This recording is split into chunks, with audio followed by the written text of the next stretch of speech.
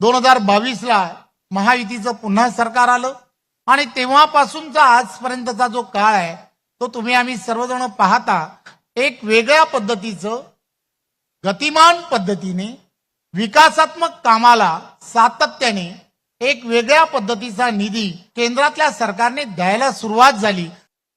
खरं तर आपणा सर्वांना माहित आहे कल्याण डोंबिवली महानगरपालिकेच्या स्थापनेपासून आजपर्यंत आपण सर्वांनी पाहिलं असेल की सातत्याने की आपण सर्वजण विकासात्मक कामाच्या दृष्टिकोनातून जे जे आवश्यक आहे ते आपल्या महानगरपालिकेमध्ये कसं उपलब्ध व्हावं, निधीची उपलब्धता कशी व्हावी त्याचा सातत्याने आपण सर्वजण प्रयत्न करतो। मला शिंदे साहेब आठवतं आपण सर्वजण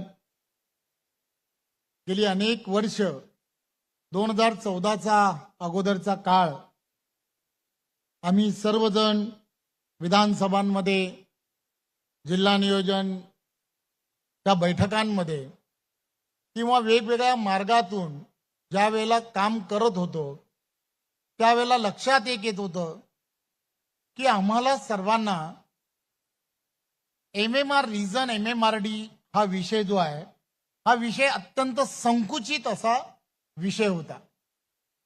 आम्हाला आठवत होतं की MMRDचा निधी हा आम्हाला मिळतच नाही। मग कदाचित आम्हाला या सगळ्या गोष्टीसाठी त्यावेळेच्या काळामध्ये कोर्टात जावं लागेल की काय अशी सगळ्यांची परिस्थिती होती। परंतु हा सगळा बदल देशाचे पंतप्रधान नरेंद्र मोदीजींच्या नेतृत्वामध्ये आणि 2014च्या नंतरचा जो काळ होता आदरणीय देवेंद्रजी त्यावेळेला मुख्यमंत्री म्हणून महायुतीचे झाले आणि एक MMR रिजन मध्ये MMRDचा निधी हा पूर्णच्या पूर्ण ठाणे जिल्ह्यामधील असणाऱ्या विविध योजनांसाठी मिळाला पाहिजे याची खऱ्या अर्थाने सुरुवात ही त्यावेळच्या काळामध्ये झाली आणि हे पाऊल त्यावेळच्या काळामध्ये उचललं गेलं। सातत्याने तेव्हापासून आजपर्यंत आपण पाहतो MMR रिजन मध्येच म्हणजे कल्याण डोंबिवली असेल, ठाणे महानगरपालिका असेल, उल्हासनगर असेल, मीरा भाईंदर असेल किंवा आता जी असणारी पनवेल महानगरपालिकेपर्यंत त्या सगळ्या भागांमध्ये मोठ्या प्रमाणामध्ये MMRDचा निधी हा मोठ्या प्रमाणामध्ये द्यायला सुरुवात झाली। खरं तर देशाचे पंतप्रधान नरेंद्र मोदीजींचं करावं तेवढं कौतुक कमी आहे। मला तो दिवस आठवतो की मध्यंतरीच्या काळामध्ये आपल्याला सर्वांना माहीत आहे महाविकास आघाडीचं अपघाताने नाही तर कुठेतरी कोणावरती तरी अन्याय करून आणि आपल्याला मिळालेला जो जनादेश होता त्या जनादेशाला झुगारून त्यावेळच्या काळामध्ये महाविकास आघाडीचं सरकार आलं आणि त्या महाविकास आघाडीचं सरकार ज्यावेळेला आलं त्यावेळेला शिंदे साहेब त्यावेळेला आपण सर्वजण साक्षीदार आहात सर्व कामांना या MMR असेल किंवा MMRDच्या सर्व कामांना स्थगिती देण्याचं काम त्यावेळच्या काळामध्ये उद्धवजी ठाकरे यांच्या मुख्यमंत्री काळामध्ये सुरू झालं होतं आणि त्याचे तुम्ही आम्ही सर्वजण साक्षीदार आहात। परंतु पुन्हा एकदा शिंदे साहेबांच्या नेतृत्वामध्ये 2022ला महायुतीचं पुन्हा सरकार आलं आणि तेव्हापासूनचा आजपर्यंतचा जो काळ आहे तो तुम्ही आम्ही सर्वजण पाहता एक वेगळ्या पद्धतीचं गतिमान पद्धतीने विकासात्मक कामाला सातत्याने एक वेगळ्या पद्धतीचा निधी कारण केंद्राने यामधला असणारा नरेंद्र मोदीजींच्या सरकारने इन्फ्रास्ट्रक्चरमध्ये मोठ्या प्रमाणामध्ये म्हणजे पूर्वीच्या सरकारच्या जवळजवळ 10 पट पेक्षा जास्त निधी हा इन्फ्रास्ट्रक्चरला केंद्रातल्या सरकारने द्यायला सुरुवात झाली आणि त्यामुळे केंद्र आणि राज्यामध्ये एक विचाराचं सरकार केंद्रात NDAचं आणि राज्यामध्ये महायुतीचं सरकार आणि त्यामुळे हे सहजपणे शक्य झालं हे आपण सर्वजण जाणता।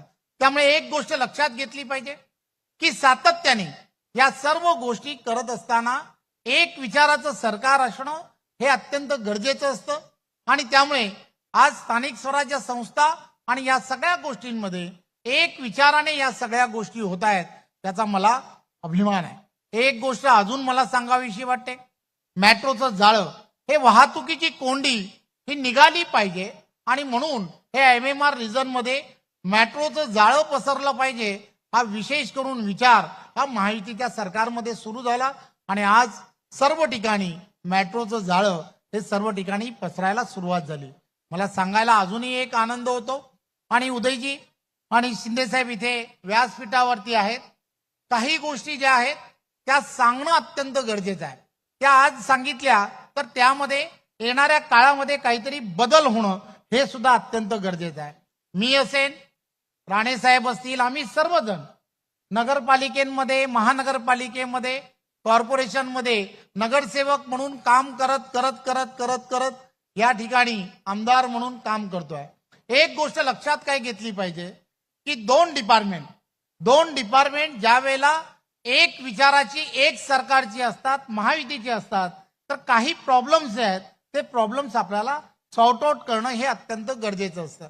त्याचं कारण असं आहे की ही पूर्ण जागा जी आहे ही जागा MIDCनी त्यावेळेच्या काळामध्ये कल्याण डोंबिवली महानगरपालिकेला ही त्यावेळेच्या काळामध्ये दिली आणि त्यानंतरच्या काळामध्ये या महानगरपालिकेच्या या जागावरती या सगळ्या सोयी सुविधा उपलब्ध व्हाव्यात या दृष्टिकोनातून काही म्हणजे इथे असणारं बंदिस्त सभागृह असेल किंवा ऑलिम्पिक दर्जाचा असणारा इथलं असणारा जलतरण तलाव असेल, याच्या मेंटेनन्ससाठी काही पैसे उपलब्ध व्हावेत या दृष्टिकोनातून काही विचार हा त्यावेळेच्या काळामध्ये केला गेला.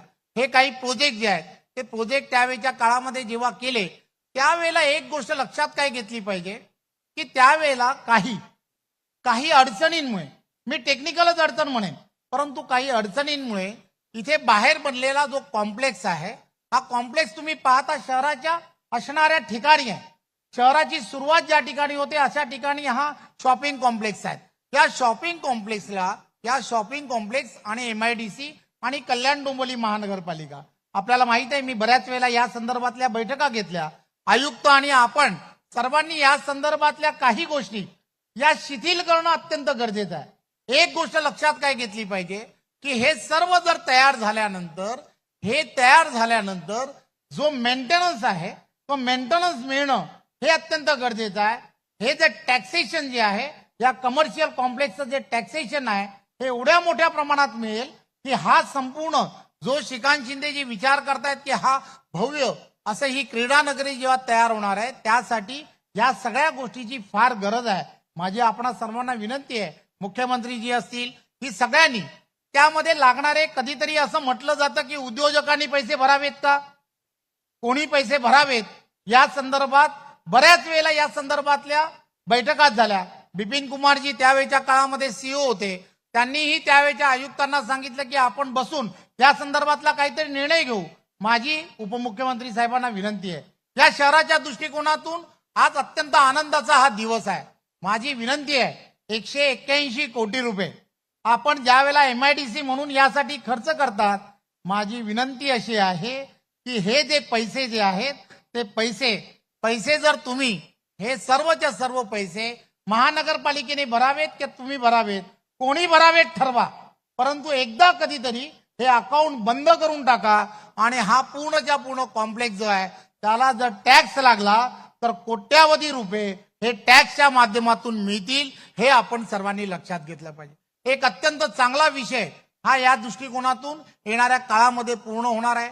मी आपणा सर्वांना हे यासाठी सांगतोय, मी असेल, राणेसाहेब असेल, आम्हाला सगळ्यांना माहित आहे की एखादं ऑलिम्पिक दर्जाचं असणारं जेव्हा जलतरण तलाव आहे हे ज्यावेळेला मेंटेन करावं लागतं त्यावेळेला लागणारा पैसे जे आहेत ते पैसे उपलब्ध करणं तेवढं सोपं नाहीये. त्यामुळे या सगळ्या गोष्टीचा विचारही कल्याण डोंबिवली महानगरपालिकेच्या भविष्यातल्या असणाऱ्या या सगळ्या गोष्टीचा विचार करणं अत्यंत गरजेचं आहे. आपण शिंदे साहेब, देवेंद्रजी असतील, आपण सर्वजण अतिशय दूरचा विचार करून येणाऱ्या काळामध्ये काम करणारे असे मंडळी आहात. तुम्हाला आम्हाला सर्वांना ही इथली असणारी इकॉनॉमी जी आहे ती वेगळ्या दिशेने जेव्हा न्यायची आहे, त्यामुळे या क्षेत्रांमधील असणाऱ्या प्रत्येक खेळाडूला त्याचा असणारा हा पूर्णच्या पूर्ण कॉम्प्लेक्स आणि त्या कॉम्प्लेक्समध्ये जे होणार आहे, जे खेळ होणार आहेत त्यासाठी एक वेगळं योगदान त्या निमित्ताने मिळेल असं मला वाटतं. खरं तर एक चांगला दिवस आहे की या शहराला क्रीडा नगरी म्हणूनच ओळखलं जातं. या शहरामध्ये असंख्य असे खेळाडू आहेत की ज्या खेळाडूंनी या शहराचं नाव हे 7 समुद्रापर्यंत घेऊन गेले. असे असंख्य खेळाडू या शहराने दिलेत.